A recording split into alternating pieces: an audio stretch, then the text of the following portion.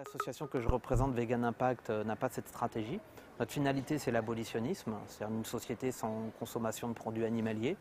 Donc ce genre de violence ponctuelle, on estime que ce n'est pas le mode d'action meilleur pour aboutir à cette finalité. Le milieu de la protection animale est un milieu vaste. Vous avez des radicaux, vous avez des modérés, vous avez des stratégies pédagogistes ou violentes, vous avez des mouvements, on va dire, plus marginaux, qui ne représentent pas la majorité. Donc je pense qu'il ne faut pas associer ce qui s'est passé hier soir ou cette nuit, au milieu animaliste. Le véganisme, en fait, je pense que c'est un rapport à la vie, c'est un rapport à la consommation, qui consiste à dire que dans n'importe quel champ de notre quotidien, on se doit d'adopter des comportements qui ne génèrent pas en fait de l'exploitation des animaux.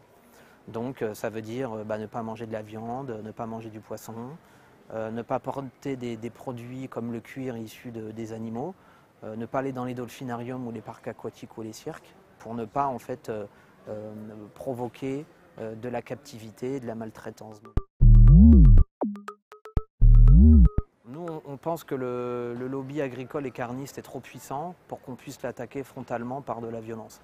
Donc nous, ce qu'on veut, c'est créer une contre-société avec une communauté végane de milliers, voire de millions de gens, puis une sensibilisation, une pédagogie, de manière à ce que le système carniste de lui-même, en fait, soit affaibli.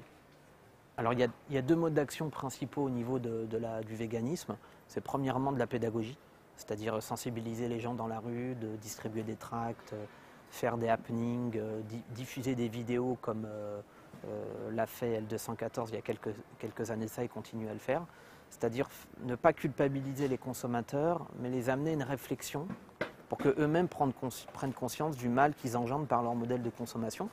Et le deuxième mode d'action qui commence à émerger, qui est plus radical et plus marginal aussi, consiste à s'attaquer frontalement aux abattoirs, par exemple en libérant des animaux, en faisant du saccage par exemple de boucheries, etc.